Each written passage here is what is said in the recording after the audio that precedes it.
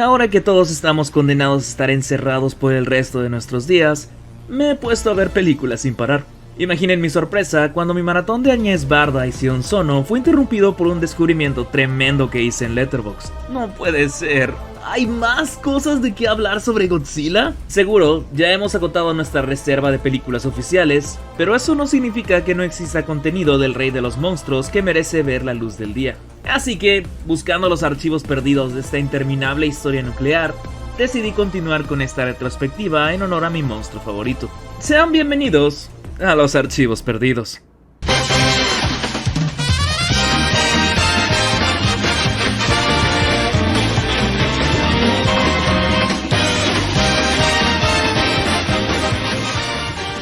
El año es 1956.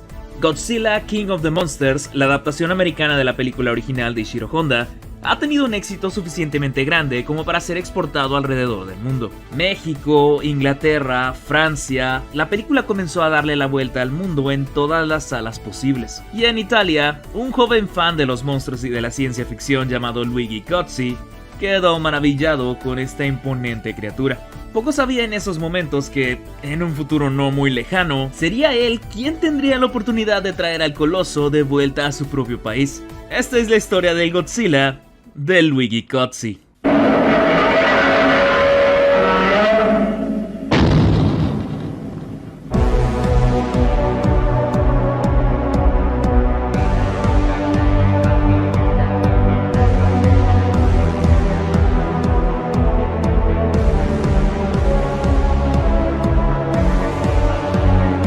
Cozzi no es precisamente un don nadie en la industria del cine italiano. Además de ser el protegido y camarada de Dario Argento, el director tiene bajo su cinturón numerosas producciones, particularmente en los ámbitos del horror y de la ciencia ficción. Claro, a diferencia de otros directores reconocidos por la crítica, su trabajo es más como un gusto adquirido.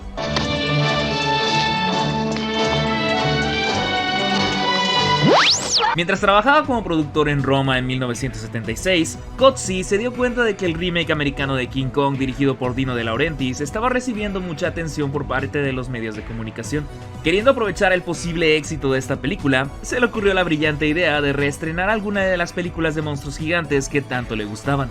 Y su primera elección, naturalmente, fue Gorgo. Así es, Gorgo. Una suerte de Godzilla británico que en realidad tiene más que ver con la historia de King Kong, irónicamente.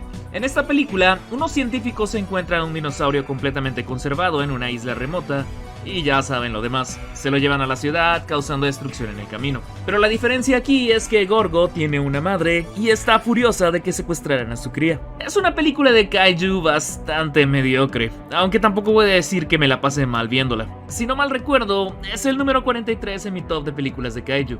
En fin, a pesar del emocionante prospecto de reproducir una película mediocre de Inglaterra en Italia en los 70s, el precio que los King Brothers pedían a Cozzi para la compra de Gorgo era una suma exagerada de dinero que él no poseía ni estaba dispuesto a gastar. Así fue como tuvo que conformarse con su segunda elección, una pequeña película indie de la cual casi nadie había oído por esos rumbos. ¿Cómo es que se llamaba? Hasta apenas hace unos cuantos años, el Godzilla de Luigi Cozzi era una especie de leyenda urbana. El fandom sabía que existía, pero sin una reproducción oficial, ya sea en VHS o DVD, era increíblemente difícil encontrar una copia que no estuviera dañada por el tiempo. Durante mucho tiempo, la única manera de ver esta versión de la película era a través de cintas pobremente grabadas de sus transmisiones en televisión italiana. Seguro les parecerá un poco raro tanto interés en lo que esencialmente suena como una versión con doblaje distinto de la película original. El caso es que el lado especial de esta copia de Godzilla está en los colores. Les recuerdo que estamos en los plenos 70. Y a menos que seas una cadena de cines de arte proyectando un montón de películas de Godard masturbándose frente a la cámara, el público quería sus filmes a color. Cuando Cozzi ofreció la película a sus distribuidores, ninguno quería aceptarla debido a que estaba en blanco y negro. Esto era un verdadero problema. La tecnología para colorear películas no estaba tan disponible abiertamente, y aun si estuviera al alcance de las manos del director, probablemente costaría una cantidad exorbitante de dinero. Pero antes de que pudiera preocuparse por el color, otro problema surgió. A pesar de que no había tenido problema en conseguir los derechos de distribución de Godzilla por parte de Toho, el estudio nipón no pudo proporcionarle los negativos de la cinta original.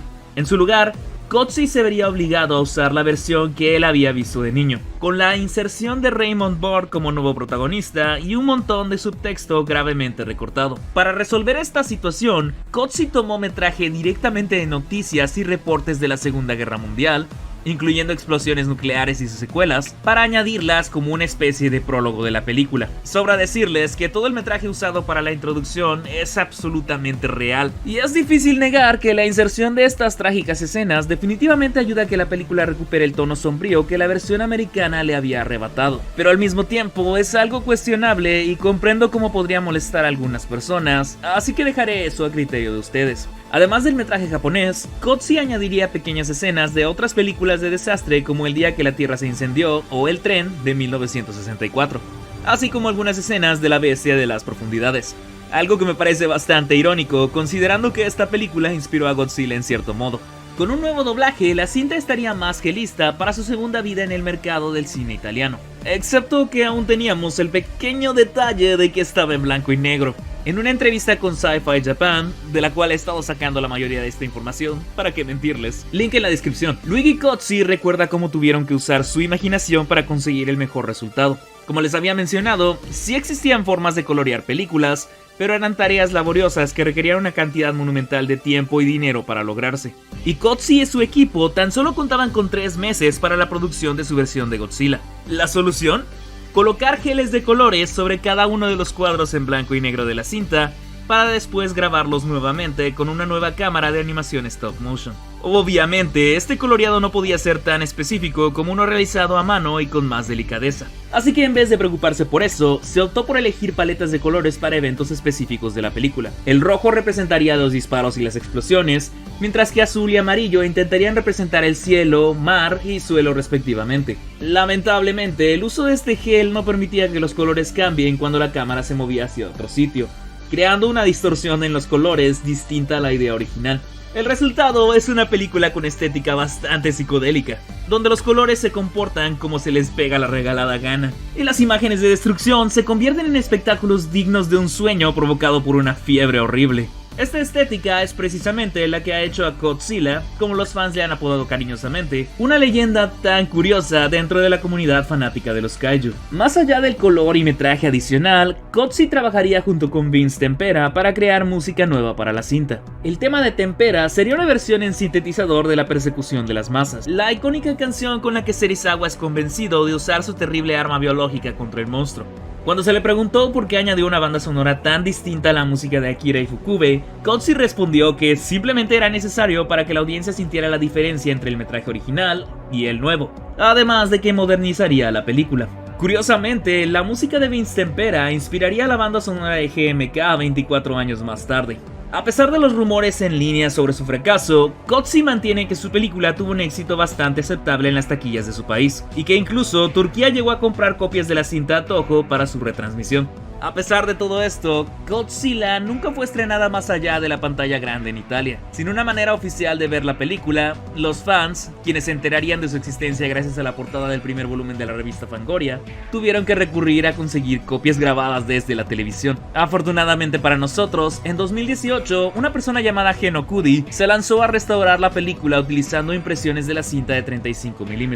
Es probablemente la mejor versión de la película que tendremos por un largo tiempo, y seguramente podrán encontrarla si saben dónde buscar. Sin embargo, estoy a punto de hacerles la recomendación más estúpida que se me ha ocurrido durante toda mi existencia en internet. Me gustaría que intentaran experimentar esta película en toda su gloria de calidad patata.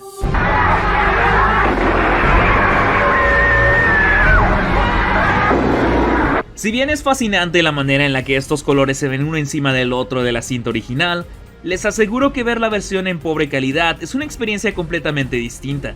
Debido a artefactos, ya sea por vejez o el simple pobre cuidado de la cinta, esta versión contiene un montón de escenas dañadas, en donde los colores y el sonido parecen deteriorarse como si se tratara de una película al estilo de La Bruja de Blair. Cortes inesperados y cambios en el tono de la música abundan en las escenas más icónicas de la película original, creando una atmósfera aún más tétrica y desconcertante.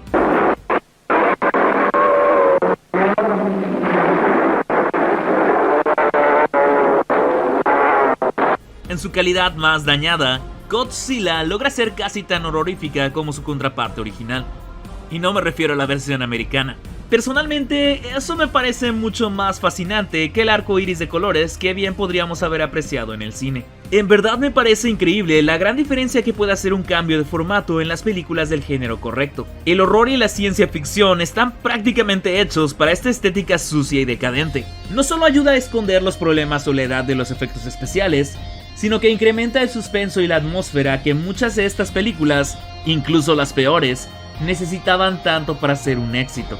Ya sea en alta o baja calidad, Godzilla es una gema verdaderamente interesante en el panteón del rey de los monstruos, y me alegra mucho haberla visto al fin. Acompáñame la próxima vez que vamos a dar una vuelta por un parque de diversiones.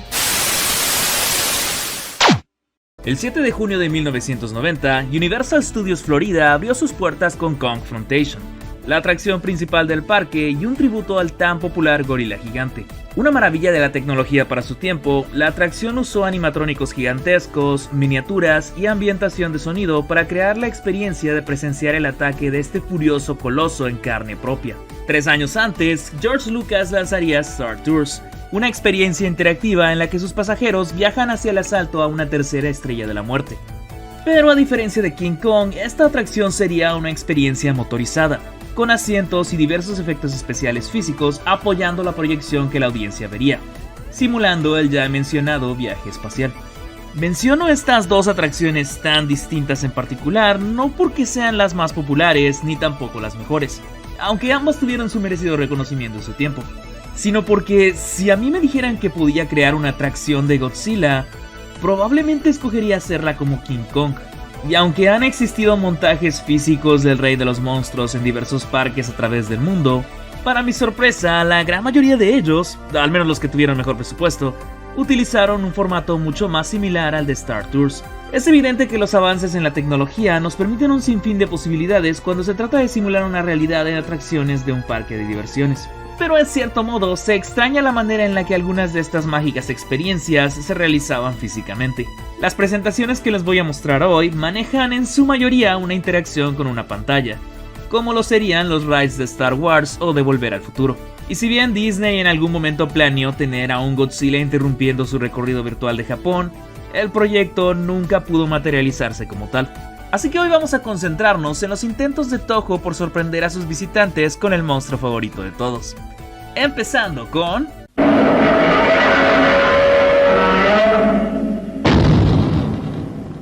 Ni en 1.000.000 de años se van a imaginar en qué parque se presentó esta atracción.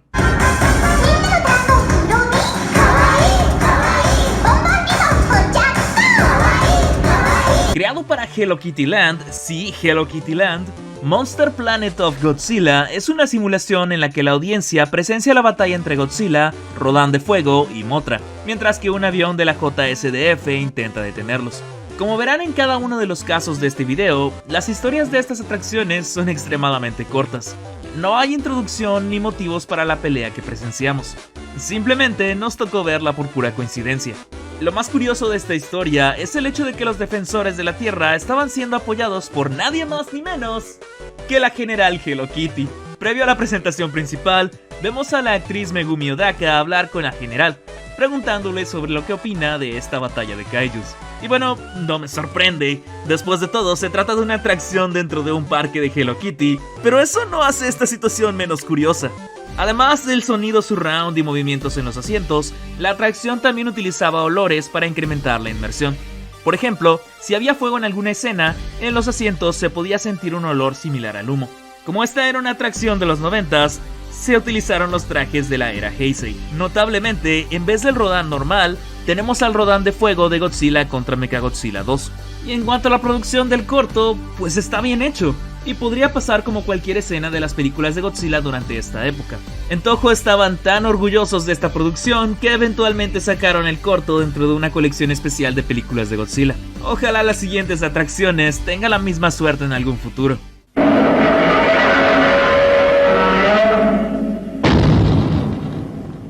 Aprovechando el éxito de Shin Godzilla, Universal Studios Japón preparó una atracción que pudiera representar a esta versión más monstruosa de Gojira, y tras construir instalaciones para atracciones en 4D, es decir, todo lo que ya mencionamos a la enésima potencia, asientos mecanizados, olores, sonido surround y ahora en 3D. Comenzaron a celebrar un festival anual llamado Universal Cool Japan. Durante estos eventos se crearon atracciones para diversas propiedades japonesas, festejándoles y rindiéndoles tributo respectivamente. Desde Sailor Moon hasta Detective Conan y Lupin III, hasta Neon Genesis Evangelion. Que honestamente no me sorprende que apareciera con el imperio comercial tan gigantesco que posee.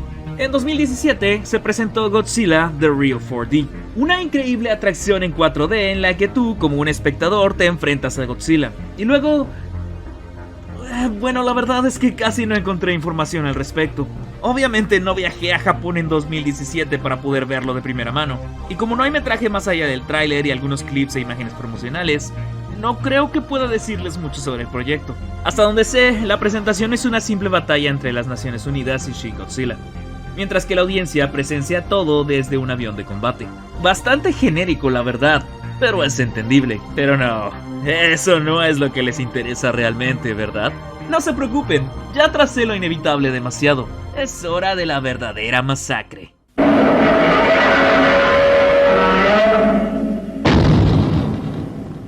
Al buen Hideaki Anno, locuaz como nadie, se le ocurrió la brillante idea de que Toho se inventara un crossover entre Godzilla y Neon Genesis Evangelion para el Día de los Inocentes gringo. No queriendo desaprovechar una oportunidad tan fantástica, se creó mercancía basada en una puta broma. Nadie se esperaba que este encuentro ficticio tomaría forma 3 años después de que el mismo Anno hiciera su propia versión de Godzilla.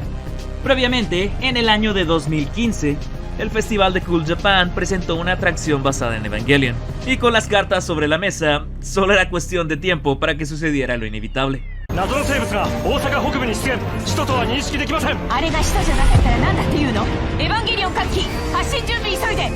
Les voy a hablar con honestidad. No sé si emocionarme por esta cosa o sentirme muy mal de que ambas obras con temas claramente más interesantes que una simple pelea por espectáculo se conviertan exactamente en lo que más odio de la reapropiación del arte en el capitalismo. Pero tengo que admitirlo, al menos la historia avanza en cierta forma al Godzilla creado por Anno. Porque no solo se trata de una pelea entre los Evas y el rey de los monstruos. Oh, no. Eso sería muy sencillo. También tenemos la aparición especial de King fucking Ghidorah. La historia va más o menos así. Tras la devastación causada por el segundo impacto, la capital de Japón se transporta desde Tokio 2 hasta Osaka 3. La audiencia está a bordo de una nave de observación, cuando de pronto una misteriosa criatura gigante aparece. ¿Es acaso un ángel nuevo? No, es Godzilla, y ataca a la nave directamente. Pero antes de que termine de destrozarla, Shinji logra salvarlos justo a tiempo desde su unidad 01. Lo que sigue es un reñido combate en el que los Evas son absolutamente inútiles, ya que por más que lo intenten, no logran hacerle daño a este increíble monstruo. De pronto, Godzilla prepara su aliento atómico. Parece que esto es el fin para nuestros héroes y la audiencia, hasta que descubrimos que Godzilla realmente estaba apuntando hacia el cielo. Tras la explosión generada por el disparo del reptil, aparece finalmente King Ghidorah.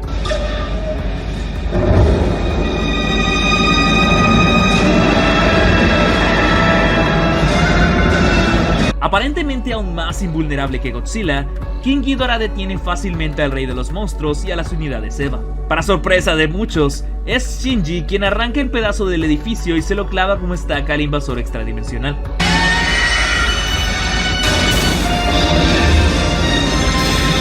Sin embargo, ni siquiera ese ataque tan certero es suficiente, porque, obviamente, tiene que ser Godzilla quien le dé el golpe final. Y una vez que la victoria logra conseguirse, el resto de la historia es bastante obvio. King Ghidorah desaparece, Rei, Asuka y Shinji están a salvo, y Godzilla regresa pacíficamente al mar tras haber derrotado a su enemigo. Honestamente, incluso si solo la podemos ver en calidad patata por el momento, me imagino que esta experiencia debe haber sido algo extraordinario en su momento. El simple hecho de cruzar Evangelion con Godzilla era algo que muchos fans seguramente habían pedido incontables veces a través de los años. Y ahora que Hideaki Anno tiene su propia versión del monstruo, finalmente fue posible. Bueno, ok, solamente es una atracción en un parque de Universal, pero sigue siendo una producción al final del día. Igual me parece interesante que alguien como Godzilla pueda interactuar y existir en el mismo mundo que Evangelion. Ya saben, como algo completamente separado de Los Ángeles, como una especie de protector de la Tierra que sabía que la humanidad estaba en sus últimos días y por eso no quiso volver a ayudarles. Ah, Dios, suena como esa gente que está obsesionada con el lore. En fin, ¿ustedes qué opinan? ¿Les gustaría alguna historia todavía más completa y oficial de este extraño encuentro entre dos franquicias? ¿O les parecía una idea realmente estúpida? La verdad es que me faltaron un sinfín de atracciones de Godzilla por cubrir en este video. Pero lo cierto es que son tantas, y algunas son tan pequeñas o breves, que realmente no creo que valga la pena mencionarlas. Al final del día, todas estas cosas se disfrutan más en vivo. Y lamentablemente yo vivo en un país en el que nunca podré experimentar entretenimiento de este tipo. Así que solo me queda apreciarlos desde la distancia. Y seguir con antelación lo que venga para el futuro. Y hablando de emocionarse por monstruos gigantes peleando, la próxima vez es el turno de los fans para tomar las riendas de su propio destino. Gracias por ver este video y espero verlos pronto. ¡Hasta la próxima!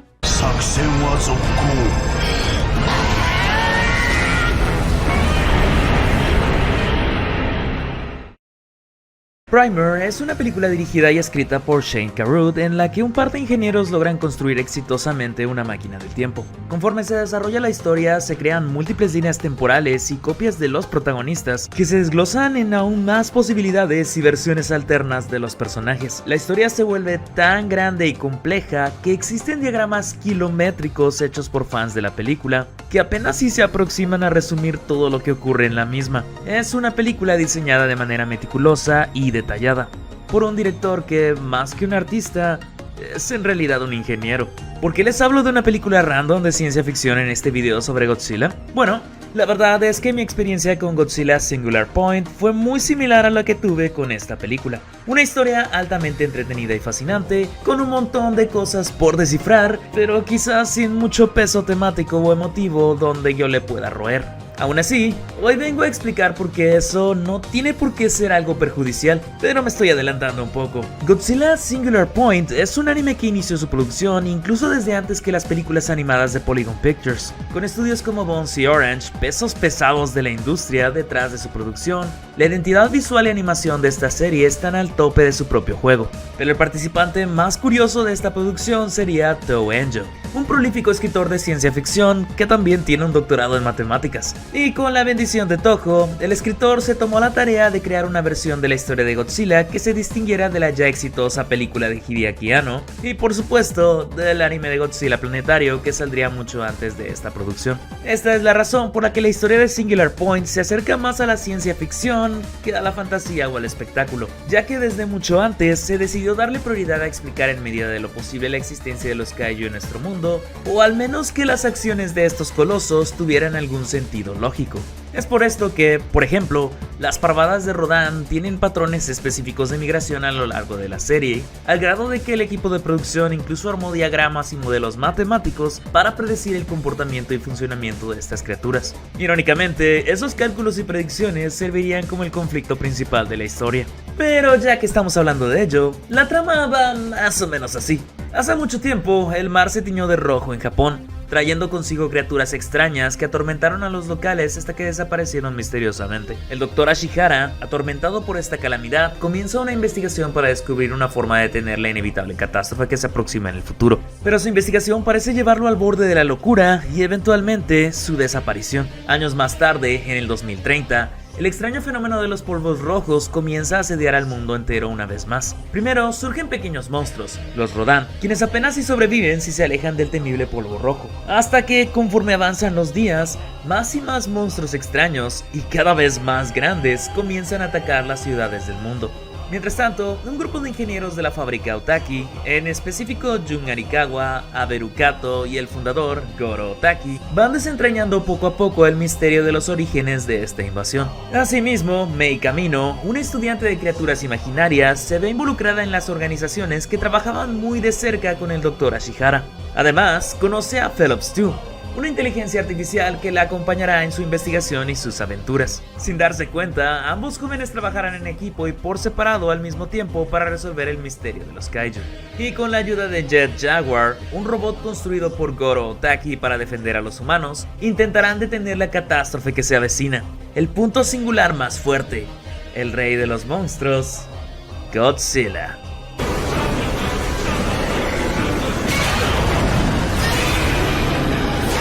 Singular Point me parece fascinante por muchas razones, y una de ellas es la manera en la que progresa su historia. De manera similar a Shin Godzilla, el rey de los monstruos también pasa por varias fases antes de su transformación final, como si se estuviera adaptando lentamente a vivir en la Tierra. Mientras Godzilla se transforma en la amenaza más mortal de la humanidad, nuestros protagonistas tienen que enfrentarse a versiones un poquito más pequeñas de un sinfín de kaijus clásicos de Toho. Algo que me ha encantado mucho de estas nuevas interpretaciones de los monstruos gigantes es que, aparte de tener una escala mucho más accesible contra sus contrapartes humanas, se han tomado montones de libertades al combinar varios diseños en algo completamente nuevo. Estas arañas que atacan a los protagonistas, por ejemplo, además de asemejarse a Kumonga, tienen taladros en sus extremidades muy parecidos a los de Megalon, mientras que son controlados por parásitos inspirados en Ghidorah. Salunga, uno de los kaiju más importantes de la serie, parece ser una combinación entre Gabara y Barugon también.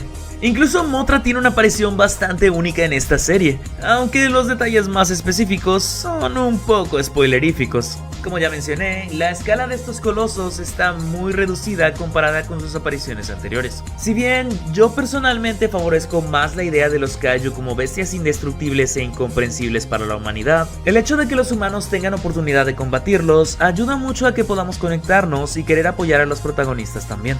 Pero por sobre todas las cosas, nos permite que la verdadera estrella de la serie pueda brillar con toda intensidad.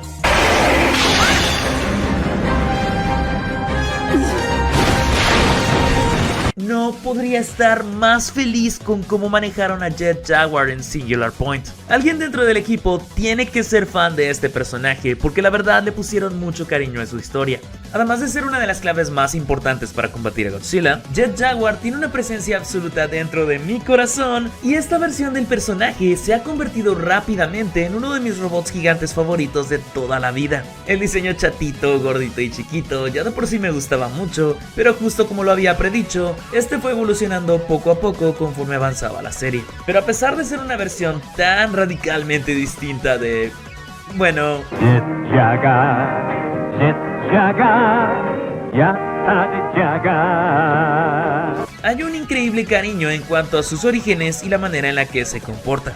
Verán, una parte muy importante de la personalidad de este Jet Jaguar es el hecho de que se trata de una inteligencia artificial diseñada por Jun, pero que conforme avanza la serie se va independizando poco a poco de su creador hasta convertirse en su propia persona. Esto es exactamente lo que ocurre en la película debut de Jet Jaguar, Godzilla contra Megalon. O no lo sé, creo que podía pasar. Después de ser controlado por los villanos, Jet Jaguar desarrolla inteligencia propia y se niega a obedecer las órdenes de su creador. En lugar de esto, decide ayudar a Godzilla para derrotar a los villanos de la película. Y es que Singular Point está repleta de estos pequeños detalles que solo alguien obsesionado con estas películas, como yo, lo notaría. Por ejemplo, el constructo virtual que Phelps 2 encuentra dentro de Shiva hacia el final de la serie es un bote pesquero similar al bote que Godzilla destruye al principio de su primera película. Y justamente el punto de este bote es que tiene que ver con el pasado de los eventos de la serie. El Orthogonal Diagonalizer, el arma que los científicos intentan usar contra Godzilla, es literalmente una versión teórica y conceptual del destructor de oxígeno. De hecho, podría estar horas contándoles todas las referencias o enlistándoles todos los kaiju que aparecen en la serie. Créanme, son bastantes. ¿Saben qué? Díganme en los comentarios si les gustaría un video dedicado a esto. ¿Dónde estaba? Ah, sí, palabrotas complejas.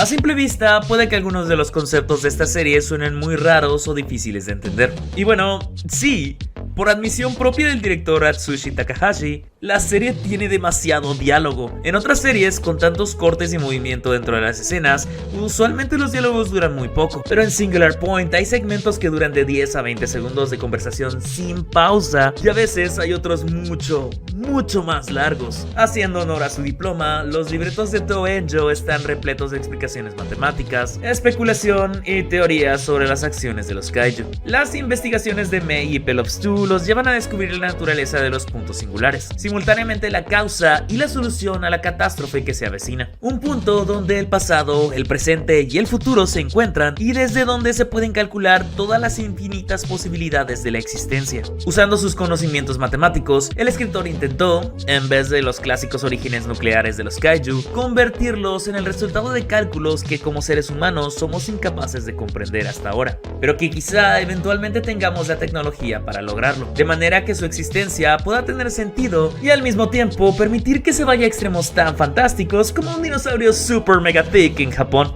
Hay personas mucho más calificadas que yo para explicar todo esto con lujo de detalle, pero quiero asegurarles que no necesitan meterse tan a fondo ni crear diagramas como los de Primer para disfrutar de Singular Point, porque esta está cargadísima de momentos que no necesitan mucha explicación para comprenderse. La realidad es que el mismo Enjo está consciente de que, como ciencia ficción dura, su historia tiene limitaciones. Así que admitió que tanto él como Takahashi metieron tantas escenas de acción con los monstruos y el robot gigante como sea posible para mantener un ritmo más ameno y entretenido. Al menos en mi opinión, la serie logra esto de manera exitosa, y siento que van a tener satisfechos tanto a los espectadores que busquen entretenerse, como a aquellos que quieran aventarse a esquematizar los procesos y teoremas que esta misma propone. En donde sí veo que Singular Point flaquea un poco es en el ámbito emotivo o instintivo. Al igual que en mi ejemplo con Primer, a veces la historia se siente un poco clínica, como una secuencia de eventos sin alguna temática fuerte,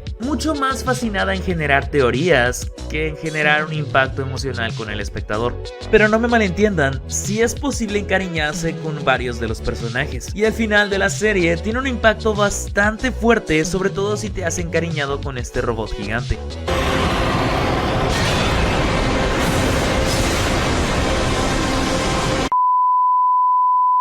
Pero claramente se notan las prioridades de sus autores en el tipo de historia que quieren contar esta vez. El mismo Enjo lo admite, la prioridad de Singular Point no era meter algún tema o hablar de alguna situación actual como otras películas de Godzilla. Esto no significa que Godzilla Singular Point no tenga un mensaje. Los humanos inevitablemente tratamos de lidiar con cosas que están dentro de los límites de nuestra imaginación después de todo. Si acaso, podríamos forzar el tema de que Godzilla es una singularidad sin explicación y que debemos respetar las cosas que son imposibles de comprender para nosotros. Sin embargo, más que reflejar una situación actual o declarar alguna especie de mensaje, espero que las personas puedan disfrutar la serie más como entretenimiento. Esto va a sonar raro de mi parte, sabiendo que soy ese tipo de persona que busca un mensaje de una obra hasta en los lugares más recónditos, pero creo que también está bien no tener aspiraciones tan grandes con tu trabajo. A veces una serie es eso, solo una serie. Y si bien, a pesar de lo que dijo Enjo, sigo pensando que es posible sacar análisis temáticos sobre la serie, entiendo que sus prioridades se encontraban más en cómo aplicar el mundo de los kaiju al rubro que conoce mejor: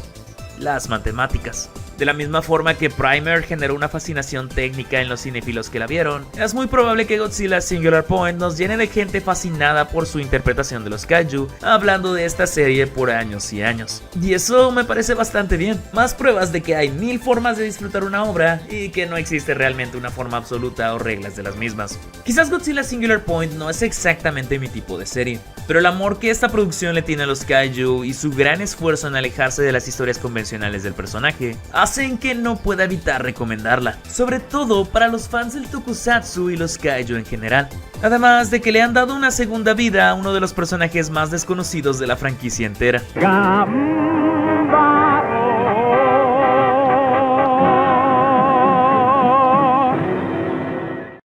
Los que han visto la escena postcréditos al final de la temporada seguro saben que es muy posible que tengamos una secuela. Y si bien de momento estoy más que feliz con la conclusión que tuvimos con la historia, aún así me muero de ganas por ver qué clase de ideas locas podrían tener para el futuro. ¿Y qué tal ustedes? ¿Van a ver Godzilla Singular Point? Y si ya la terminaron, ¿qué les ha parecido la serie? Háganmelo saber en los comentarios. Mientras tanto, yo soy Jerry, gracias por ver este video hasta el final y espero que nos volvamos a ver muy pronto. ¡Hasta la próxima!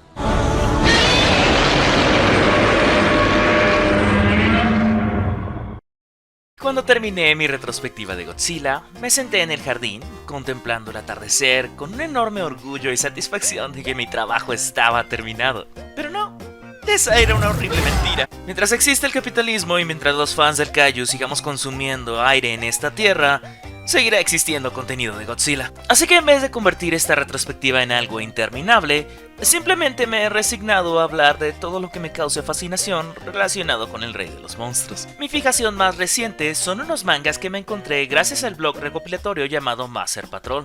El blog tiene podcasts y otros artículos geniales sobre tokusatsu, y si les gusta ese género, les recomiendo altamente echarles una leída. Pero hubo dos cosas que me llamaron más la atención en este sitio.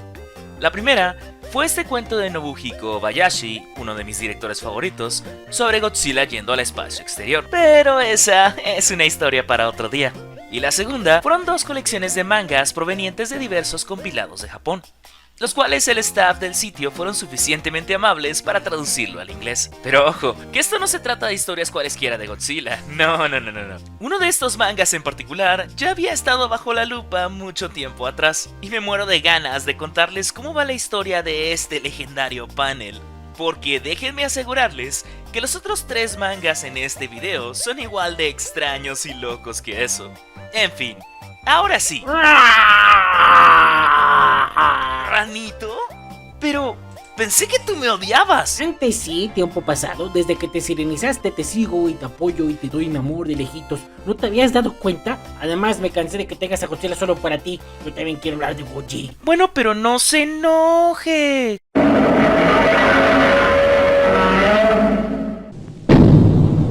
A mí me vendieron esto como un hentai, cosa que no es, pero hay sexo porque la historia es de Akioji Shoji, quien dirigió episodios de Ultraman y Ultra Seven y un chingo de porno también. Esto va sobre un camarógrafo enviado a un pueblito por trabajo. Ahí conoce una desarrolladora de videojuegos que asaltó un banco porque dice que gana millones y eso no es verdad. La cosa es que luego de coquetearle de la forma más simplona posible y emocionarse por el más simple gesto, por alguna razón le funciona y se la coge. Y pues el morro se despierta en la madrugada para no encontrar al amante y en la tele dicen que hay un ataque de Godzilla. Y resulta que la morra tiene que ver y a la verga un ovni. Y entonces mucho texto, se los resumiré. Ella alien busca reproducción como en Species, pero menos grotesco. El máquina de semen. Y al final hay un Godzilla que luego se queda de mascota y yo también quiero uno. Esta cosa no es tan buena, la verdad. Curiosa sí, pero se siente medio pretencioso querer poner una crítica a cómo en Japón ponen el trabajo por encima de ellos mismos y de cómo hay contaminación y que por eso existe Godzilla y bla bla bla bla bla, cuando es una historia de un alien que coge y que eso solo se muestra textualmente. Godzilla siempre tiene ese tipo de mensajes, pero normalmente es un poco más sutil, o si no es sutil, de menos hay algo visual que demuestre el punto de alguna forma, o me lo compensa con Godzilla peleando, cosa que no hubo ni tiempo de poner acá. Es más importante mostrar chichis. Pero insisto, quiero el Godzillita mascota.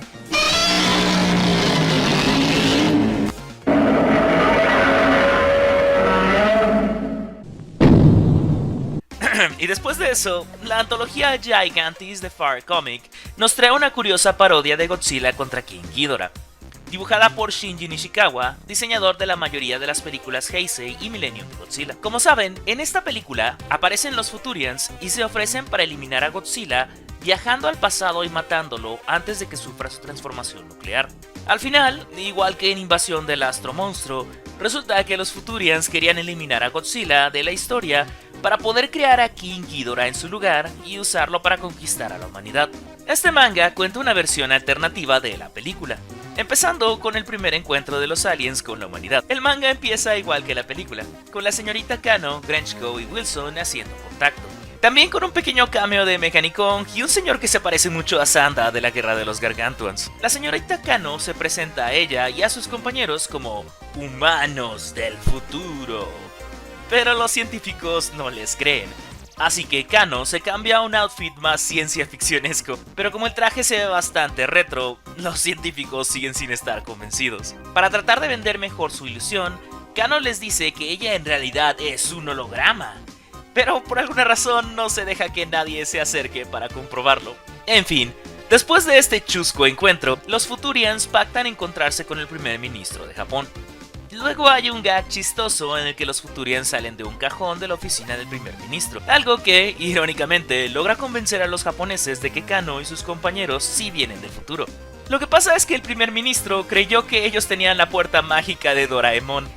Ahora, en vez de proponer el ridículo plan de regresar en el tiempo para matar a Godzilla, la señorita Kano simplemente propone una idea más práctica: llevarse a Godzilla fuera de la Tierra, algo que, si vieron mi retrospectiva, seguro van a reconocer de una película más vieja de Godzilla. Y es que justo después de que Godzilla es sacado de órbita, King Ghidorah aparece para destruir a la humanidad. ¡Sorpresa! Los Futurians son en realidad los Shillians, los aliens que intentaron derrotar a Godzilla en la invasión del astro monstruo. No todo está perdido. Resulta que un tipo completamente random que estaba pescando por ahí tiene un control remoto para controlar el Super X2 de las películas de Godzilla de la era Heisei, y usando una frecuencia de sonido que daña a los Shillians, logró revelar su plan secreto. Pero ese no es el único plot twist. Este pescador misterioso es en realidad Miki Sagusa, la chica psíquica de las películas Heisei de Godzilla.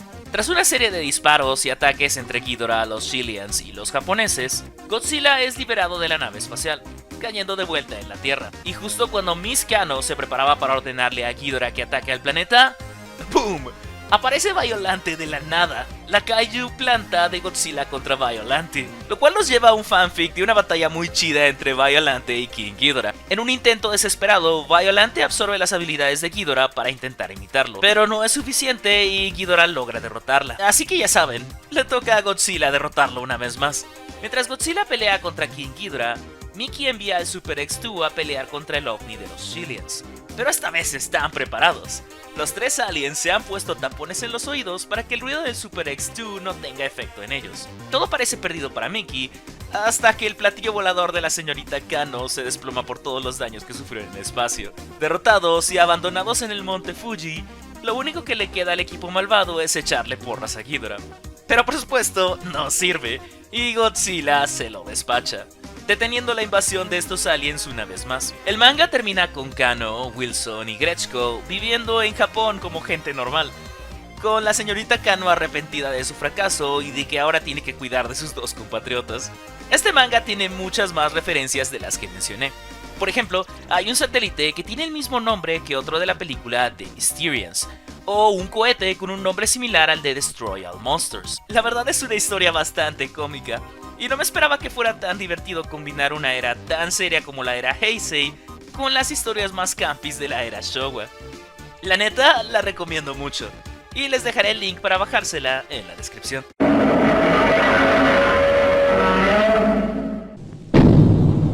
Warning from G de Shinobu Katse. Katse es un señor que ha hecho muchos mangos de horror y de peleas. No conozco ninguno, y al parecer nadie. Pero pues a ver, Warning from G es la historia de un karateka que se sabe un arte marcial de fantasía que revienta las columnas de la gente, o algo así. Me mama que te dicen que luchadores reales saben este arte marcial. ¿Será un arte marcial real? Jerry, ¿sabes si a mis 30s no me quiebro si practico un arte marcial rompehuesos? No lo sé, ranito. Los perdí todos en la guerra. La cosa es que este señor está así como con su esposa embarazada en medio de un Godzilla ataque semanal y le dice a su mujer: déjale parto la madre al lagarto, ¡bash! ¡Que le brinca! Y tiempo después, la mujer tiene un niño todo endemoniado. ¡Ay, no, lo amo! Bueno, poseído por el espíritu de Godzilla. Por cierto, esta viñeta del morro con la piedra está en la misma pose que Godzilla en la primera página. ¡Qué detalle! ¡Qué bello! ¡Hermoso! ¡Mua! La cosa es que el Godziniño le hace el Gamma Crush de Hulk a su mamá en la cabeza y pues, ¿ni quién sobrevive a eso, verdad? No, nadie. Este one shot estará muy chistoso por encima, pero miren nomás qué paneleo tan bueno, weón. Bueno, para estándares nipones, está por encima y bien creativo además. El dibujo está muy bonito y aunque corto sí te deja así de, pero qué buena idea, ¿por qué no le hacen una pelea a esto? Es bastante memorable y a mi gusto es gracias a la personalidad del niño Godzilla, que da la impresión de ser un matón de escuela que de mayor es asesino serial. Y bueno, sí, yo veo a Gotzi como un bully de buen corazón, así que acá le atinaron a la mitad. Y bueno, también es memorable porque está bien pinche raro, no mames. Y encima se quiere acabar con un mensaje como de: cuidemos al planeta, seamos mejores personas. Por cierto, Jerry, tienes que ver la película de Yushin Thunder Liger del 95. Y se das de cuenta como una peli del santo, pero en calidad de toku noventero. Yo digo que te va a gustar. Ranito, las películas del santo ya eran tokus. Pero sí, me vendiste la idea de que es noventera. Dale, dejémoslo como una historia para otro día. ¡Ah! ¡Lo dijiste! ¡Ah!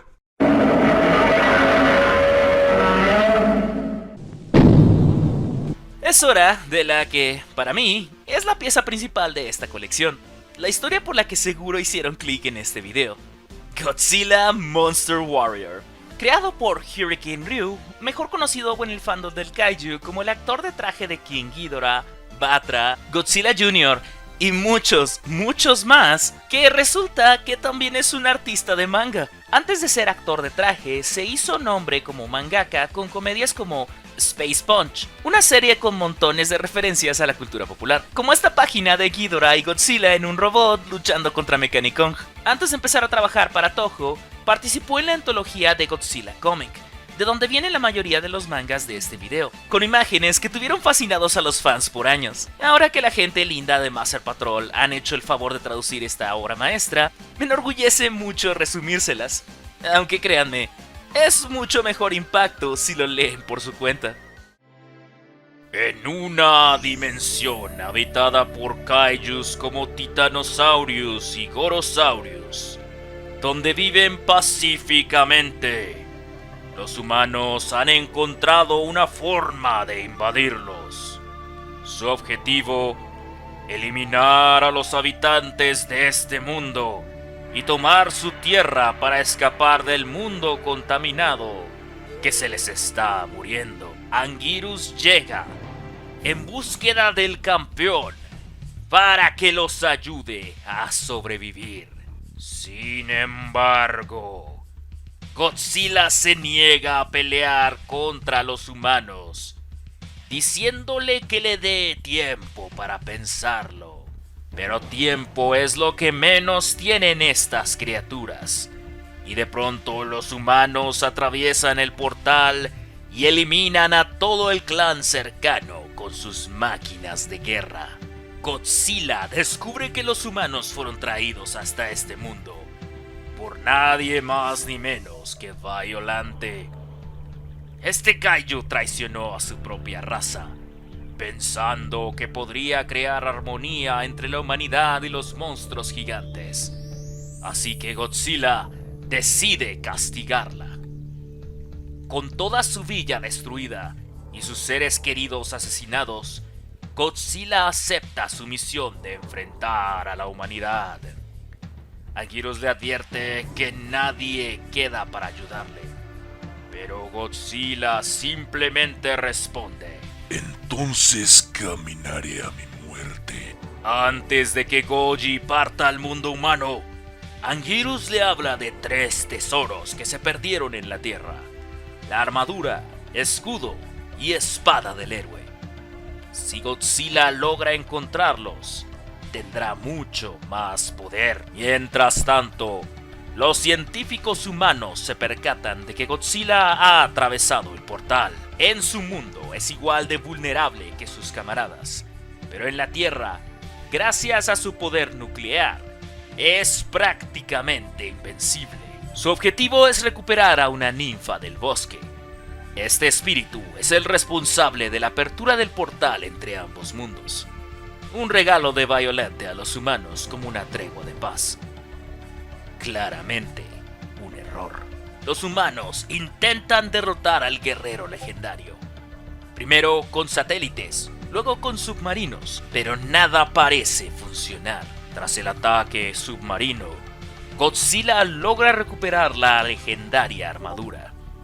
Está más cerca de alcanzar su máximo potencial. En otro intento desesperado, los humanos envían a Godzilla al espacio exterior, donde es atacado por varias naves de ciencia ficción, entre ellas el submarino Gotengo. La batalla espacial es legendaria. Pero una vez más, Godzilla es victorioso al usar los músculos de sus abdominales para detener el taladro del super submarino. Ay, perdón. En un ataque más desesperado, uno de los científicos humanos se convierte en Doctor Who por alguna razón e invoca a los Super X, máquinas que pueden reflejar el aliento atómico de Godzilla. Lo que no esperaban es que Godzilla usara su espada para reflejar el reflejo de los Super X, destruyéndolos con facilidad. ¡Ey! ¿No se supone que Godzilla sea tan inteligente? En la enciclopedia Kaiju dice que tiene inteligencia de un niño de 3 años. ¡Godzilla Kick! ¡Oh, por Dios! ¡Oh, por Dios! Godzilla hizo un Godzilla Kick, lo siento. No, esto es demasiado. No puedo. Godzilla logra llegar al laboratorio, donde la ninfa está captiva. Y tras liberarla, le pide que cierre el portal, sin importar que él se quede atrapado en el mundo humano. Oh, Godzilla, eres un guerrero galante. Pero la pesadilla del gran guerrero aún no termina. De pronto se enfrenta a Mechagodzilla, Mechanicong, Moguera y a Jet Jaga, Yata Jaga. ¿Acaso moriré aquí ante estos humanos? Pero antes de que Godzilla contemple su mortalidad, se da cuenta que está frente a la espada y el escudo legendarios. ¡Ah! ¡Pelearé hasta el final! Godzilla logra romper la armadura de Jet Jaguar, pero no cuenta con el ataque final del robot. Jet Jaguar invoca una motocicleta gigante. Pero por estar presumiendo que Godzilla está perdido, no se dio cuenta que nuestro héroe ya había terminado de cargar su aliento. Eres muy lento. ¡Rayo de calor de alto poder radioactivo de Godzilla!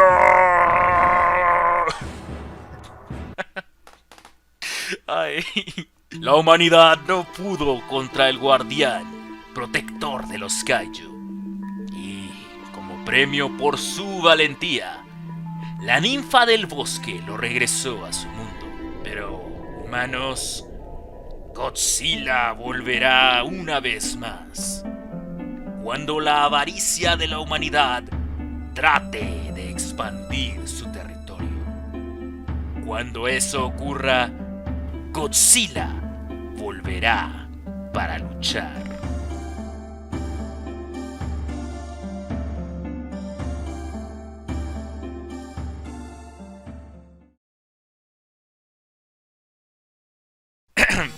Ok, probablemente no esperaban que narrara este manga de esta forma, pero me pareció que encajaba demasiado como una película como la de Conan el Bárbaro. Así que dije, no, qué bárbaro, tengo que narrarlo como se debe. Ahora, quiero hacer algo divertido con ustedes en los comentarios. Seguramente muchos de ustedes ya vieron mi retrospectiva de Godzilla, así que quiero que en los comentarios me digan qué kaiju reconocen. Pueden poner el tiempo en su comentario para que los demás puedan ver su referencia. Y no, esto no es yo escapando de mi responsabilidad de decirles todas las referencias, para nada. Genuinamente se me ocurrió que sería una cacería de huevos de Pascua muy divertida. Entre Ranito y yo descubrimos que hay muchos más mangas en esta compilación. Sin embargo, nuestra búsqueda por más traducciones aún continúa. Así que, quién sabe, quizás en un futuro muy cercano podamos continuar con más mangas extraños de Godzilla. ¿Qué dices, Ranito? ¿Estás conmigo? No, literalmente estoy del otro lado de la ciudad, Disney. No, eso no es lo que yo dije. La neta, sí, necesitas ubicarte mejor. ¿Sabes qué? Mejor rol en los créditos. No, esa es historia para otro día.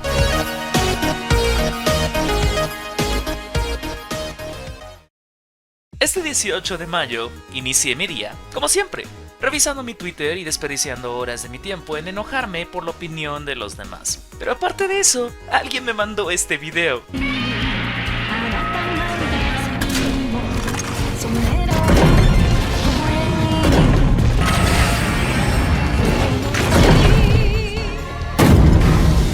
Y en ese momento, les voy a decir la verdad, no supe qué responder, porque nunca nada me había dejado tanto en la estupefacción que la existencia de esta monstruosidad. Esta abominación elditriana se llama Shin Universe Robo, y como el título de este video indica, se trata de un robot gigante combinable que consta de Godzilla, Ultraman, Kamen Rider y, como no, el EVA 01 de Evangelion.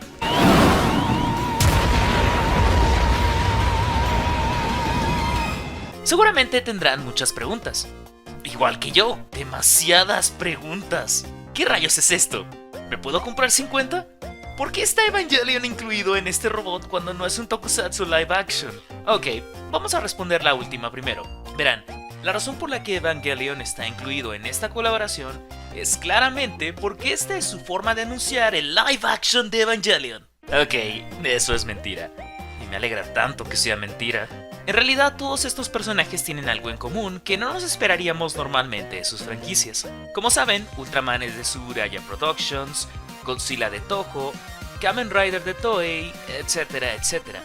Pero resulta que el común denominador entre estos 4 personajes no es nadie más ni menos que el mismísimo Albert Einstein. Digo, Hideaki Anno. Verán, algo que seguramente habrán notado es el diseño particular de cada pieza de este robot gigante. Eso es porque este juguete, y sí, no solamente fue un corto que hicieron de la nada, es para vender un juguete. Este juguete incluye las versiones Shin de todos estos icónicos personajes japoneses. Shin Godzilla, que fue dirigido por Anno, Shin Ultraman, cuyo guión lo escribió Anno, y Shin Kamen Rider, el proyecto Shin más reciente de Hideaki Anno, el cual literalmente me estoy muriendo por ver, lo necesito aquí en México. Pero aparte de tener a Hideaki Anno como el creador en común de todas estas versiones de los personajes, este robot en realidad es parte de una campaña más grande que combinó a todas estas franquicias. Shin Japan Heroes Universe es un proyecto colaborativo entre Studio Kara, Toei, Toho y Tsuburaya, y que además está dirigido por Hideaki Anno también. El único propósito de este proyecto en este mundo capitalista es, como se imaginaban, crear mercancía. Y es que el Shin Universe Robo no es el único producto que ha resultado de esta colaboración. Primero que nada, el primer resultado obvio de esto han sido las películas Shin de Godzilla, Ultraman y Kamen Rider. Un sueño para el otaku director que, luego de años de rogarnos que por favor toquemos el pasto, con todas sus diferentes versiones de Evangelion, al final se rindió y decidió unirse al poder del marketing. De acuerdo con Shinji Higuchi, esta colaboración solo existe para propósitos de marketing y eventos especiales, por lo que no tiene nada que ver con universos compartidos como lo sería el universo de Marvel. Y no tienen idea lo mucho que me alivia leer eso. Pero va, a lo que te truje, chencha. ¿Les sorprendería saber que esta colaboración ha estado activa desde 2022? El primer proyecto conjunto de estos personajes fue Shin Japan Heroes Amusement World, una atracción de parque de diversiones donde los visitantes se encuentran con un mundo en el que los ángeles de Evangelion, un kaiju de Ultraman, Godzilla y la malvada organización Shocker de Kamen Rider causan destrucción y toda clase de problemas. Durante su existencia, los visitantes de la atracción debían cumplir una serie de misiones para detener a todos estos villanos antes de que ocurriera una catástrofe mundial. Lamentablemente no tenemos mucho metraje de esto, pero de acuerdo al anuncio del evento, estas atracciones tenían rompecabezas, minijuegos y una que otra experiencia de realidad virtual. De ahí, en julio de 2022, el proyecto fue incluido en el juego para celulares Puzzle & Dragons, con apariciones de kaijus de Ultraman y de Shin Godzilla respectivamente. Y como no podía faltar la máquina de pachinko en octubre de 2022, esta vez enfocada en un proyecto llamado Godzilla vs. Evangelion G-Cells Awakening. En noviembre de 2022 llegaron, como no, más productos. Viva el capitalismo, supongo. Un reloj y figuras de Tamashii Nations basadas en los personajes. Sí, básicamente puros tiliches. Y hablando de más tiliches, en enero de 2022 sacaron ropa y lonches. Ahora, del 10 de marzo al 28 de mayo de este año, las compañías organizadoras inauguraron un izakaya, que es básicamente un bar japonés. Y me disculpo, creo que no lo pronuncié correctamente. En fin, el caso es que este bar es más temático y estuvo inspirado específicamente en Evangelion 3.0 más 1.0 y Shin Kamen Rider. que serían los proyectos de cine más recientes de esta colaboración. Y finalmente llegamos a abril y mayo de este año. Primero, el videojuego SD Shin Kamen Rider Rumble.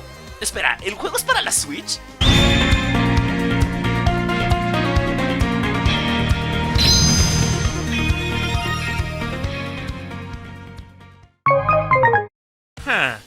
Creo que ya sabemos cuál será mi próximo gameplay.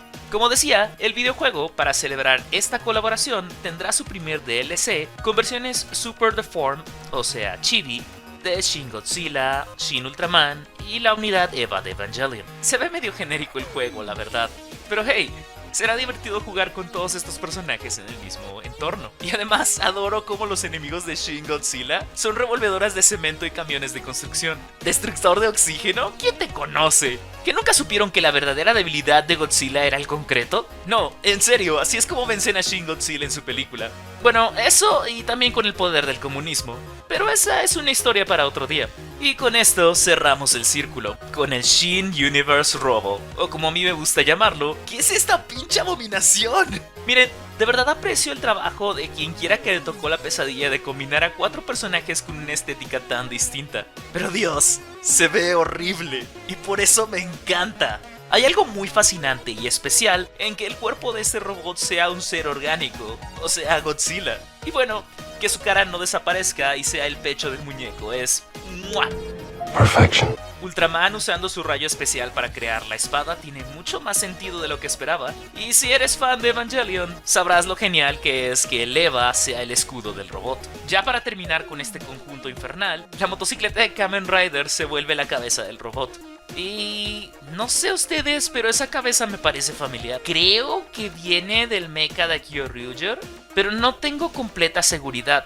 Si ustedes reconocen esta cara de robot, háganmelo saber en los comentarios, por favor. Porque algo de lo que no me queda duda alguna es que definitivamente viene de algún mecha de Sentai.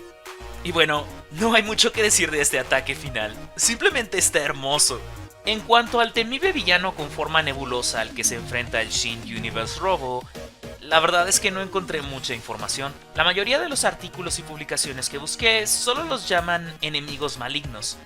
Y pues dale, se ven oscuros, son enemigos y se ven malotes. Está bien, y ya para cerrar con broche de oro, la canción que se escucha durante el comercial fue cantada por nadie más ni menos que Yoko Takahashi, mejor conocida como la cantante de la premisa del despiadado ángel y el cover de Fly Me to the Moon que cantó para Evangelion. Como nota final, les dejo que el corto fue dirigido por Hiroshi Butsuda, que ha trabajado en, obviamente, Super Sentai, pero también en Kamen Rider y la serie live action de Sailor Moon. La figura está a la venta en múltiples tiendas relacionadas con Bandai, aunque yo personalmente no me gastaría dinero en esta abominación, por más pinches chida que me parezca. Además cuesta casi $200 por todos los cielos. Pero bueno, ¿qué tal ustedes? ¿Les gusta esta locura de combinación? ¿Sabían sobre todas las previas colaboraciones que incluían a estos personajes? Y si ustedes tuvieran control sobre este proyecto, ¿qué sería lo siguiente que harían? Háganmelo saber en los comentarios. Y sin más que decir, muchas gracias por ver este video improvisado, espero que se le estén pasando bien, y nos estaremos viendo muy pronto. ¡Hasta la próxima!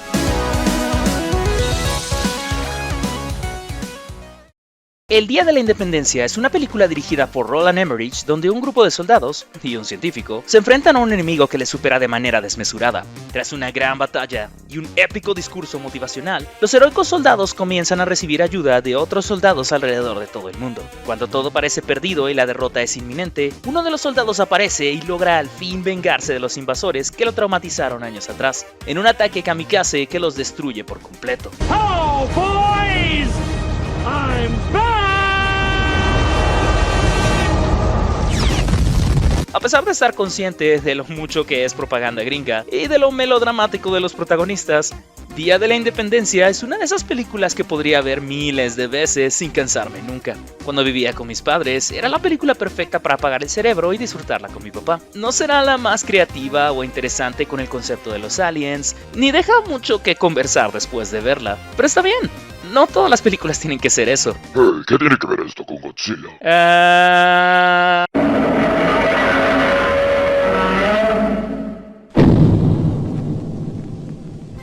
no hay mejor momento que ahora para ser fan de Godzilla. El G-Fest de este año fue hace unos días y no sé cuántas maravillas nos trajo porque estoy escribiendo esto 2 días antes de que empiece.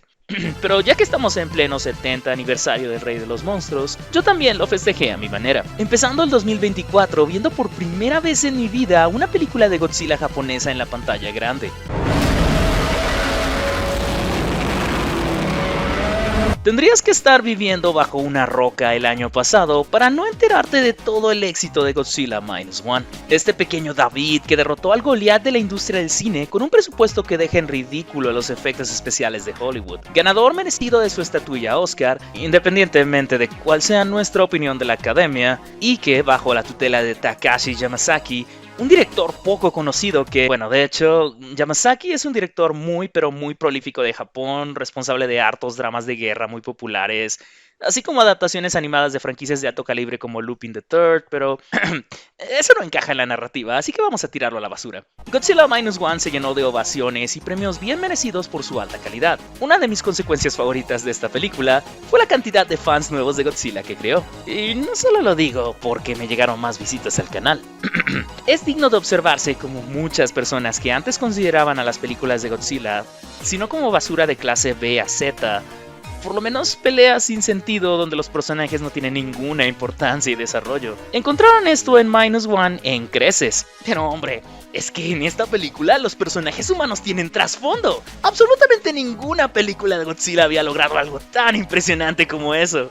Pero bueno, me estoy adelantando. La trama va más o menos así. Godzilla Minus One es una película dirigida por Takashi Yamazaki, donde un grupo de soldados y un científico se enfrentan a un enemigo que los supera de manera desmesurada. Tras una heroica batalla y un gran discurso motivacional, los heroicos soldados comienzan a recibir ayuda en su plan de derrotar a Godzilla cuando llegan los refuerzos en el último minuto. Pero cuando el plan falla y todo parece perdido y la derrota es inminente, uno de los soldados aparece y logra al fin vengarse de Godzilla y redimirse de la traumática experiencia de su primer encuentro con el monstruo, en un ataque kamikaze que lo destruye por completo. Ah, pero esta vez el piloto kamikaze se mantiene con vida.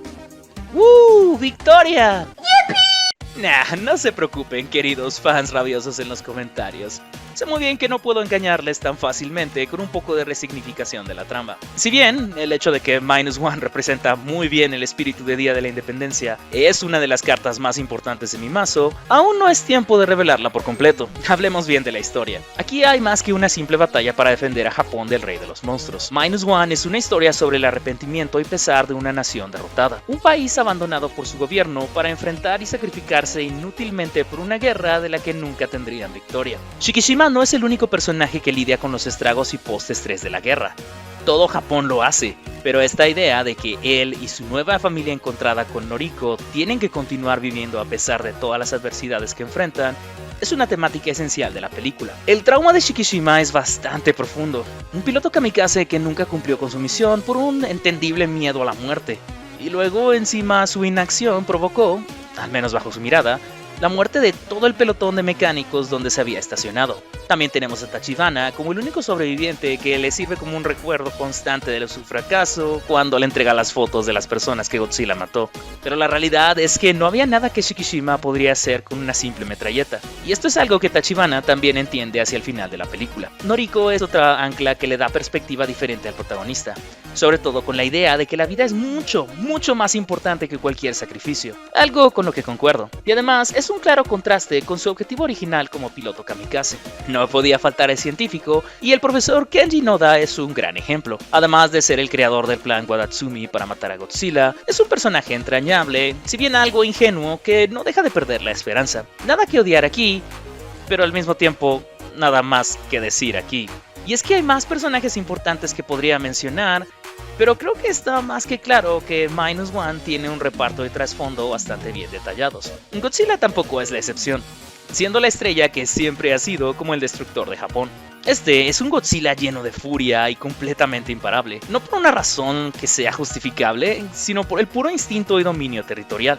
Un claro espejo a las ambiciones de expansión del imperio japonés durante la Segunda Guerra Mundial. No hace falta que hable de los efectos especiales, ¿verdad? Esta es probablemente una de las películas de Godzilla de las que más tenemos detrás de escenas en todo posible idioma y presentación accesible para todo el mundo. Y es que, en mi opinión personal, ese era uno de los objetivos principales de Minus One. Y si lo piensan, de cualquier película de Godzilla que se saca mundialmente.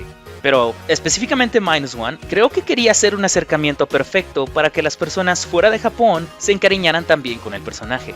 Verán, tengo una declaración que hacer. En mi opinión personal, Godzilla Minus One es una película de Godzilla para las personas que no les gustaba Godzilla. A ver, déjeme explicarme bien, porque superficialmente eso suena muy estúpido. Por supuesto que muchos fans de Godzilla amaron esta película, pero eso no es exactamente a lo que me refiero. Si han tenido un ojo aguileño en la crítica y el reportaje sobre el filme, habrán notado ciertos puntos en común explicando su colosal éxito con las audiencias mundiales. El primero ya lo tocamos brevemente. De acuerdo con la crítica profesional y muchos nuevos fans de Godzilla, el problema principal de las películas del Rey de los Monstruos era que sus personajes humanos siempre eran supuestamente simples y eso hacía que sus escenas fueran aburridas. De acuerdo con toda esta gente, Minus One logra que sí nos interesen los personajes humanos, algo que ninguna otra película de Godzilla ha logrado hasta ahora. El segundo son los efectos. Con un Godzilla más digital, se permiten mejores detalles de la destrucción, como este remake de la icónica escena de los reporteros en las azoteas de la ciudad de Ginza. Algo que claramente no tiene igual en comparación a los monstruos gigantes en botargas que nunca nos podríamos tomar en serio. Y hablando de esto, esta es la parte clave final de su éxito. Una combinación de todo lo que ya he mencionado. Hay una percepción colectiva de que Godzilla Minus One es la primera película de Godzilla que puede tomarse realmente en serio. Y por lo tanto, coronada como la mejor película de toda la franquicia. Un verdadero triunfo colosal para Godzilla.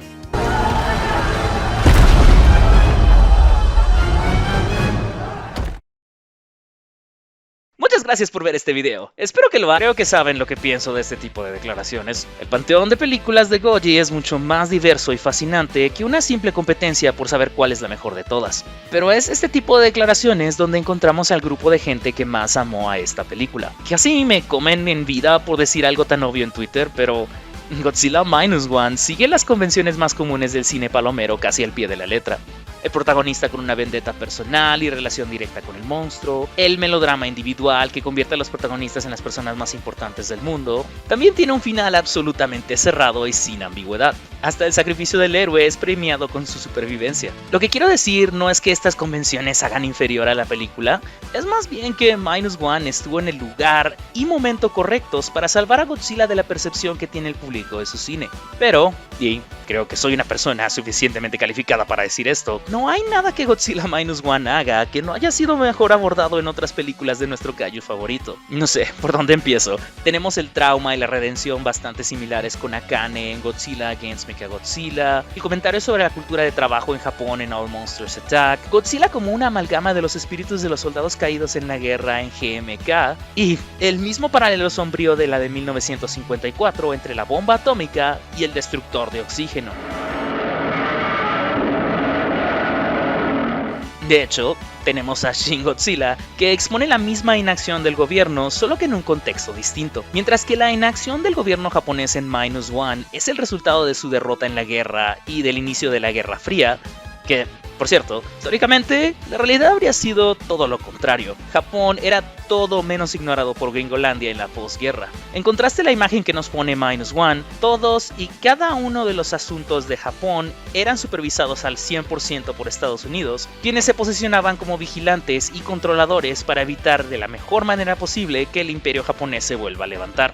Pero esa es una historia para otro día. Mientras tanto, la inacción y paralización burocrática de Japón de Shin Godzilla tiene mucho más diente por la evidencia directa de los estragos, consecuencia del tsunami del 2011 y el desastre de la planta de Fukushima. Es para mí mucho más poderoso y significativo que Godzilla sea derrotado por unos tubitos de concreto que por un falso kamikaze. Uno es claramente más personal y directo, más potente emocionalmente. Es cierto, no tomó a la ligera lo que pasó con Shikishima al llegar a este momento. E incluso aprecio muchísimo que evitaran el cliché de que sacrificara su vida. Pero se siente un poco vacío cuando básicamente invalida todo el trabajo de conjunto de los soldados y de Kenji Noda. La diferencia clave es que el melodrama interpersonal de Shikishima, siendo algo que afecta a un individuo, tiene más facilidad de hacer que el público general se pueda identificar con él, a diferencia de un grupo grande de personas trabajando en equipo. Y claro, también es imposible evitar mencionar la diferencia estética. Mucho del amor a Minus One viene de esta idea de que era imposible tomarse en serio una película de Godzilla hasta apenas ahora, lo cual, si vieron mi retrospectiva, saben que es una reverenda mentira. Pero el hecho de que Minus One adoptara esta estética más realista, añadido a que sea un melodrama de época, ayudó a enfrentarse a la percepción errada que el público en general ya tenía de las películas de Godzilla. Por eso no puedo evitar reírme a carcajadas cuando veo reacciones de cierta persuasión política a esta película, sobre cómo era la fórmula perfecta anti-woke del Hollywood moderno. Una gran historia sobre la importancia de la familia nuclear y sus valores conservadores. Ya saben, la familia encontrada y rota con un hijo adoptado por la circunstancia que no es absolutamente nada como la familia tradicional. Pero lo más importante, Godzilla Minus One es el anti-Hollywood, la película que demuestra lo bajo que ha caído el cine Hollywood woke gringo. Siendo honestos, ese último es el más gracioso, porque no necesitas otras películas taquilleras y mainstream con presupuestos relativamente altos de otro país para hablar de todos los problemas a los que se enfrenta el cine mainstream en estos momentos. La hipocresía e ironía de hablar de Godzilla, una de las exportaciones más famosas y conocidas de Japón, como un David del Goliat de Hollywood, mientras que no hablan de ningún director independiente o cineasta desconocido de Japón, no se me escapa tampoco. Lo cual es parte de mi punto, ¿no? Es testamento de lo accesible que es esta película para las audiencias generales, lo fácil que puede ser utilizada en una guerra cultural interminable a la que poco le interesa a sus creadores más allá del éxito en taquilla. Y tampoco voy a mentir, tiene sentido compararla con los intentos del mismo gigante cinemático de Hollywood de capturar el trueno del rey de los monstruos en Norteamérica. Pero la historia de Godzilla x Kong también es una historia para otro día. Cada que pienso en Godzilla Minus One, pienso inevitablemente en Día de la Independencia. Ambas son películas nacionalistas sin disculpas, que si lo pensamos, el 80% de las películas de Godzilla son nacionalistas, y que cumplen con su objetivo principal, independientemente de la crítica. Ambas tienen una catarsis emocional al final, con una gran lucha desesperada por la supervivencia de la humanidad, y ambas son tremendamente revisitables para la gran mayoría de la gente. La diferencia, aquí creo yo, está en el prestigio. Minus One logró conseguir el tan codiciado prestigio de arte elevado que tantas franquicias modernas ambicionan. Algo que, si me preguntan a mí, nunca necesitó. Pero no voy a engañarme idealizando un montón de conceptos encerrados en la propiedad intelectual de Toho. Sé que esto es algo bueno para los fans de los kaiju. Sé que, tristemente, el prestigio va primero que cualquier intención de ver a toda obra como arte por igual sin preocuparnos por su éxito económico o percepción de calidad. Y tampoco les voy a decir que no me hace feliz que hayan tantos fans nuevos de uno de mis personajes ficticios más favoritos de toda la vida. Diga lo que yo quiera decir, a pesar de que Minus One no esté ni de cerca en el top 10 de mis películas favoritas de Godzilla, en el fondo me alegra que haya sido un éxito tan colosal para la franquicia. Lo único que puedo decirles, como humilde espectador, es que si de verdad les gustó tanto esta película, que le den una oportunidad a la incontable variedad de sus otras historias. Siempre me preguntan cuál es la mejor forma de empezar a ver el cine de Godzilla, y mi respuesta siempre ha sido la misma: si te llama la atención, empieza con esa. Y ahora me hicieron el trabajo más fácil con Minus One siendo tan taquillera. Ahora que ya vieron Minus One, con excepción de las películas de Netflix y el Monsterverse, no hay ninguna continuidad indispensable entre ellas. Diablos, podría incluso decirse que las de Monsterverse tampoco requieren que las veas en orden para disfrutarlas. Al final de cuentas, si creen que Godzilla Minus One es la mejor película de Godzilla de todos los tiempos, eso me parece maravilloso. Pero a nadie le hará daño que intentemos, tal vez, ver más de una sola película de Godzilla. Pero ahora quiero saber su opinión. ¿Les parece a ustedes Minus One la mejor película de Godzilla? ¿O también se sienten como bichos raros al no entender tanto el hype como yo? Háganmelo saber en los comentarios. Mientras tanto, yo me regreso al arrecife para trabajar en el siguiente video. La próxima vez, vamos a hablar de dos amantes y su nuevo rival. Nos vemos la próxima vez para hablar de Godzilla x Kong, The New Empire. A pesar de salir en plena pandemia, Godzilla contra Kong tuvo un éxito moderado en cines y más tarde en las plataformas de streaming. Muchos le atribuyen mantener al cine blockbuster con vida al ser una de las primeras películas a las que pudimos, literal, ir al cine a ver físicamente después de tanto tiempo. Tras el épico combate contra Mechagodzilla, se le dio a Adam Wingard la oportunidad de continuar con la historia del Rey de los Monstruos. No sería una tarea fácil. pues el presupuesto de esta película sería mucho menor que las anteriores, pero con la ventaja de ya haber trabajado en Godzilla contra Kong, Wingard y su equipo se agarraron confianza para contar esta nueva historia, que, en mi opinión personal, Godzilla y Kong como película se enfrentó a uno de los retos más grandes del Monsterverse. El reto del... ¿Y ahora qué? No, en serio, ¿y ahora qué? Entre King of the Monsters y Godzilla contra Kong, el Monsterverse no solo quemó a los monstruos más famosos del panteón de Toho, sino que literalmente la segunda pelea de nuestra querida lagartija fue contra su archienemigo más poderoso. El mundo del Monsterverse ya había pasado por el apocalipsis y por la invención de los robots gigantes. A menos que quisieran introducir a los aliens así de la nada, el equipo de Wingard la tenía un poco difícil. Seguro, técnicamente todavía no se quedaban sin enemigos de Godzilla.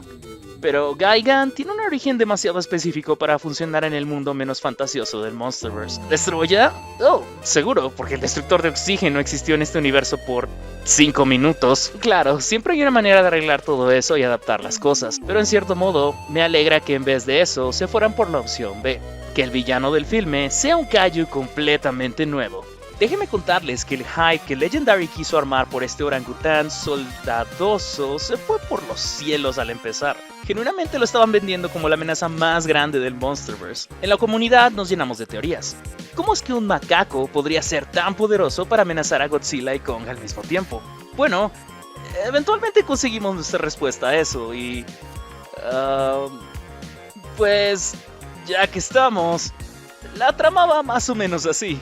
Kong está triste y solitario porque es el último sobreviviente de su especie viviendo en una tierra hueca donde solo lucha por sobrevivir día con día. La razón por la que Kong está atorado en la tierra hueca es porque Monarch lo mantiene bajo la tierra para protegerlo de Godzilla. Mientras tanto, Godzilla se pasea tranquilamente por el planeta matando a todo monstruo que se digna mostrar la cara.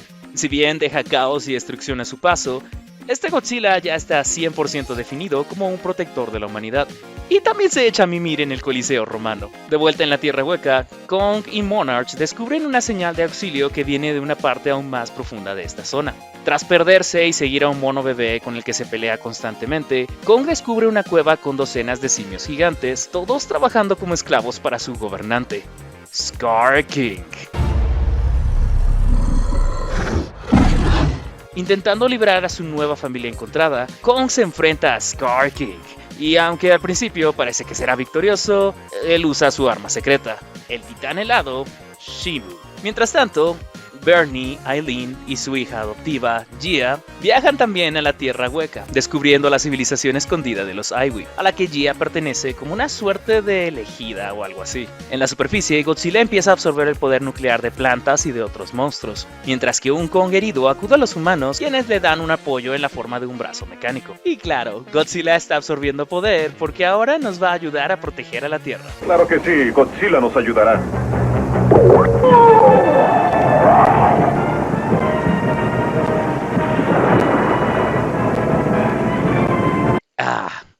Extrañaba esto. Y Gia ahora tiene poderes con los que puede revivir a Mothra e invocarla para que convenza a Kong y a Godzilla de luchar juntos. Con la amenaza de Scar King y Shimu aproximándose, ¿podrán Kong y Godzilla arreglar sus diferencias para detener otra era del hielo? Ok, ¿soy yo o la trama es demasiado? Pasan demasiadas cosas. Siento que me faltó un montón por explicar, pero tampoco estoy aquí para resumirles la película. Para eso busquen un video escrito por una IA o algo así. ¿En qué estaba?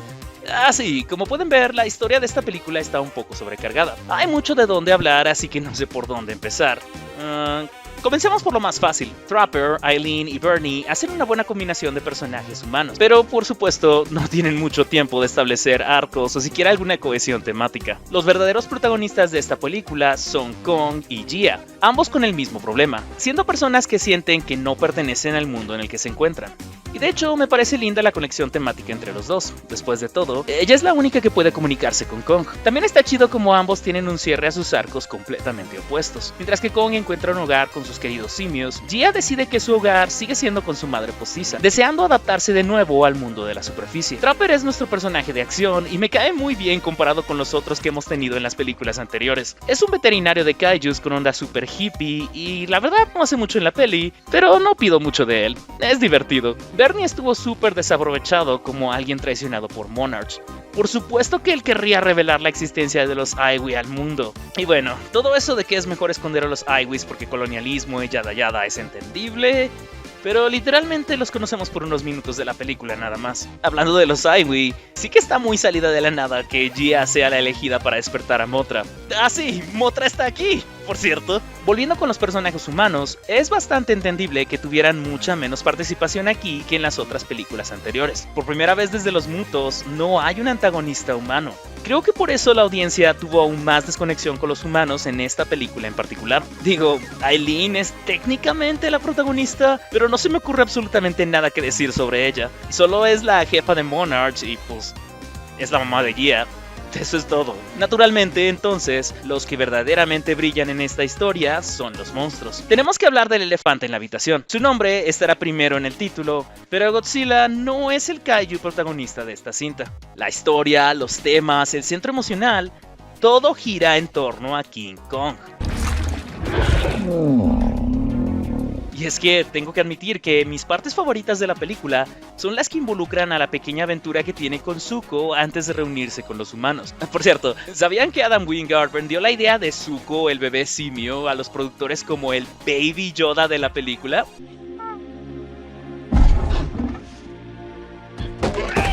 Hablando en serio, podría haber una serie solo de Kong paseando y teniendo aventuras en la Tierra Hueca. Toda la escena de la cueva con los simios es lo mejor que ha tenido el Monsterverse hasta ahora. No solo por lo genial que es ver la actuación CGI de los monos sin diálogo, sino porque también tiene escenas que seguro se volverán legendarias por ser tan meme. Hablando de Kong, ¿sabían que el diseño de su brazo mecánico está basado en el brazo de Gypsy Danger?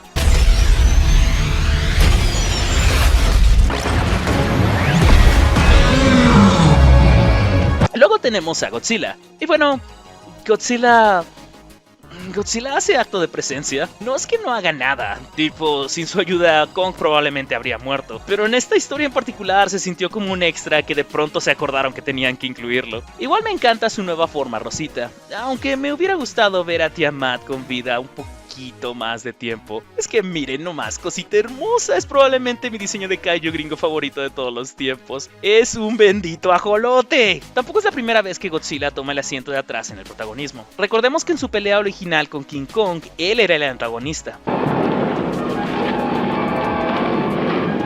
También, por ejemplo, en la primera aparición de King Ghidorah, una película de la que Godzilla y Kong agarró bastante como inspiración, la heroína principal era Mothra, quien tuvo que convencer a Godzilla y Rodan de que trabajaran en equipo. Oye, sí, hablando de Mothra, me encanta el papel sorpresa de Mothra en esta película. ¡Mi trabajo aquí está hecho! Pero no hiciste nada. Hay un rumor por ahí de que Mothra no iba a salir en la película porque no estaban seguros en la producción de que volverían a conseguir los derechos de uso. Y por eso, durante las pruebas de screening, se oían historias de otra kaiju ángel gigante llamada Fosfera. De acuerdo a Adam Wingard, no es que Mothra no estuviera planeada para la película, sino que simplemente no estaban seguros de si iban a poder usarla. Aún así se nota que su aparición fue mega superficial y lo único que hace en la película, aparte de salvar a los humanos un par de veces, es rehacer esta escena clásica de la era Showa.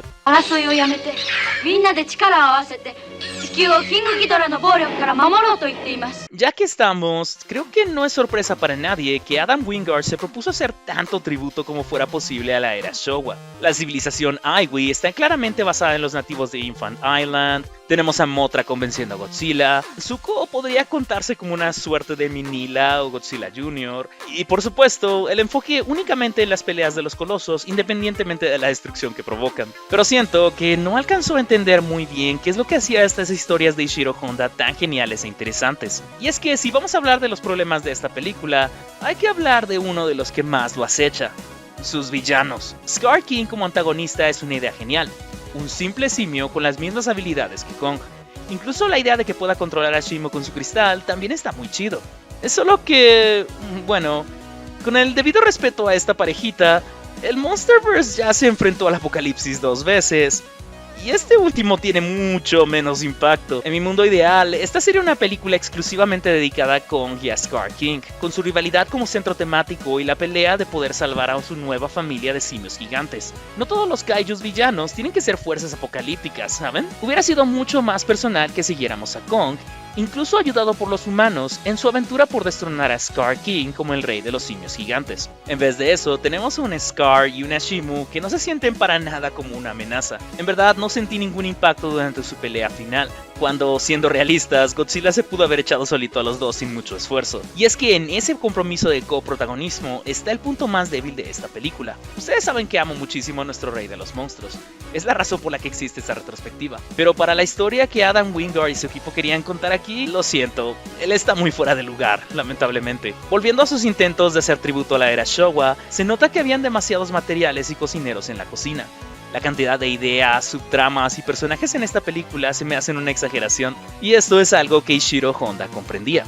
Sus historias eran sobre los problemas que tenían los humanos protagonistas y cómo les afectaba la presencia de los kaiju dentro de los mismos. Salvo películas como Ghidorah o El Astro Monstruo, rara vez el destino de la humanidad tendía de una simple pelea de monstruos gigantes. Como dije con Kong, tiene el corazón bien puesto, pero quizás sea buena idea reiniciar el universo de monstruos cuando ya no pueda hacer historias que no involucren al fin del mundo como lo conocemos. Godzilla y Kong, el nuevo imperio, igual que su predecesor, tuvo un éxito moderado en las taquillas, dándole a los fans lo que querían, una pelea cool de monstruos gigantes. Pero igual que Godzilla contra Kong y King of the Monsters, Godzilla y Kong sufre del mismo síndrome de clips de YouTube, donde dudo mucho que los fans tengan ganas de volver a ver estas películas más allá de compilaciones en YouTube. La otra solución que se me ocurre es que vuelvan a darle películas individuales a Godzilla y a Kong. Si bien fue genial verlos trabajar en equipo al fin, el resultado final no fue tan emocionante como todo el mundo nos lo imaginábamos. No ayuda mucho a este universo cinematográfico que un año antes saliera Godzilla Minus One, rompiendo todas las expectativas que la audiencia mainstream tenía con estas películas. Entre tantas cosas metidas con calzador, y aunque se siente más sincera que King of the Monsters o Godzilla contra Kong, Godzilla y Kong se queda estupefacta si la comparamos con el éxito mediático de la entrega más reciente de Toho. Mi única esperanza entonces es que la próxima vez, tal vez sirva que le bajemos unas cuantas rayitas a la intensidad de la historia. Pero ahora quiero saber qué piensan ustedes. ¿Les gustó Godzilla y Kong, el nuevo imperio, marca registrada y Knuckles? ¿O salieron medio decepcionados por sus villanos como me pasó a mí? Háganmelo saber en los comentarios. Mientras tanto, me voy a celebrar, porque una vez más estoy al corriente con esta larga y maravillosa historia del rey de los monstruos. Desde el fondo de mi corazón les agradezco que me hayan acompañado en esta segunda parte de la retrospectiva, a pesar de todo el tiempo que tardé en hacerla. Y nunca se sabe, quizás en un par de años volvamos a retomarla. El futuro está lleno de sorpresas, ¿verdad? Gracias por ver este video, espero que se la estén pasando genial y nos volveremos a ver muy pronto.